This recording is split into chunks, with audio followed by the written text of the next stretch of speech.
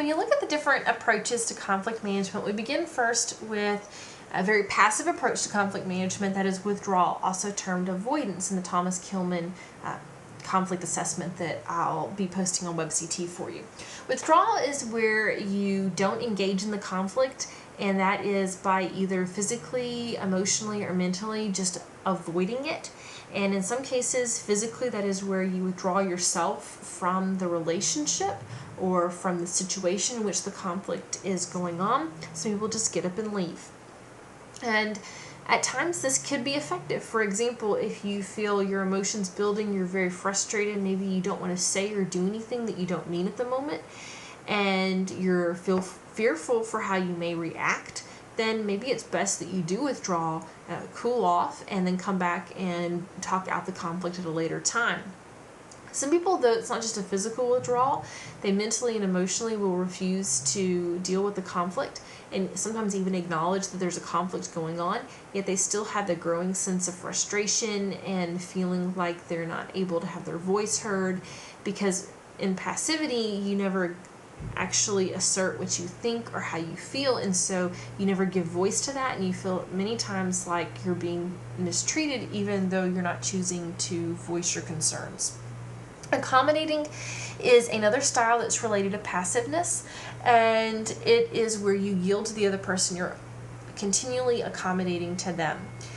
And this may mean that you give in to what they think or what they're asking you to do. Maybe it's they always get to pick the movie, they always get to pick the place to go eat, they always get to pick what you're doing on Friday night, or it may be more serious than just that.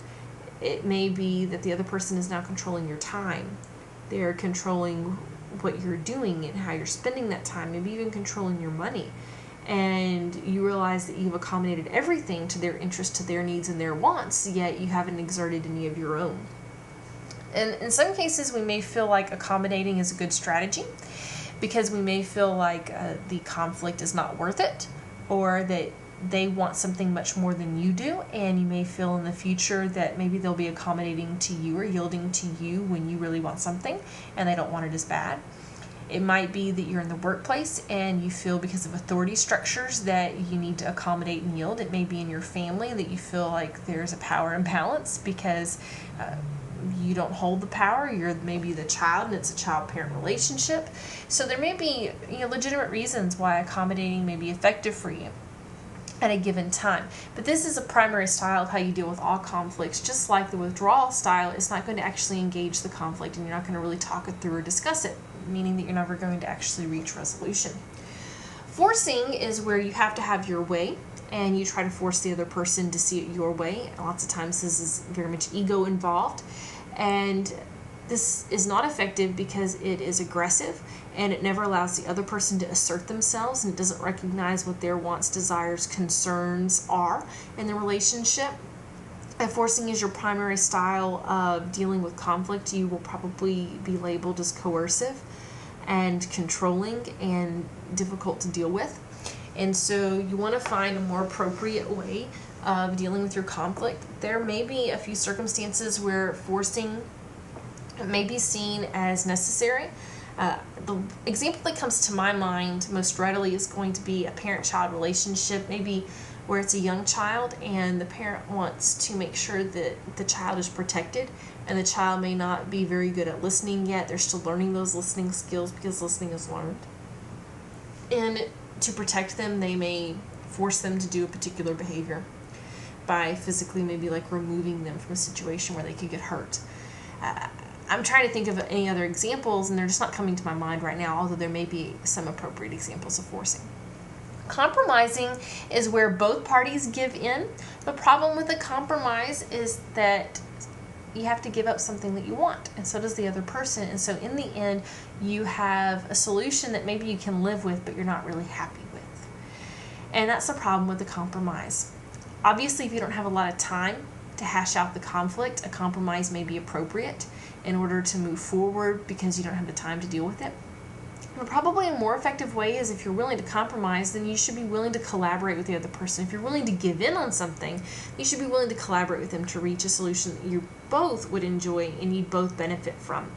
And that is going to require that you really listen to the other person, that they really listen to you, that you talk it out, and that you really have the opportunity to really focus on a way to reach a solution that you're both happy with. You don't want to lose-lose. You don't want to win-lose. You want to win-win, basically. Now, there's another style of conflict management that's not talked about in the text, and it's not really studied in any great detail. There's a really great chapter. Primary author of it is Putnam, and the particular chapter deals with feminist way of dealing with conflict, and it critiques conflict management from a resolution standpoint, in that if you're only focused on the resolution that's reached, then you're not focused on the relationship a lot of the times. In an interpersonal setting, I think that while Putnam's work primarily deals with organizational settings, I think it has a lot of implications for us interpersonally when we're focused more on the relationships. And the primary concept there is that rather than focusing on debate or focusing on resolution or focusing on whether or not you achieve win-win, win-lose, lose-lose, and focusing on those elements of conflict, is that you focus on, you have mutual sharing. You try to generate different ideas. You feel like you can fully express yourself, that you're focused more on the relationship rather than resolving the conflict. And through developing the relationship, you're going to be able to then actually resolve conflicts. But the focus is not on the resolution, the focus is on the relationship itself. These are some ways that you can practically deal with conflict management. I think it's good to take some of the self-assessments, but like I said, don't stick to it like it's the Bible once you have your results. And make sure that you're willing to accept that you can change, or that based on the context, you may alter the type of style that you use.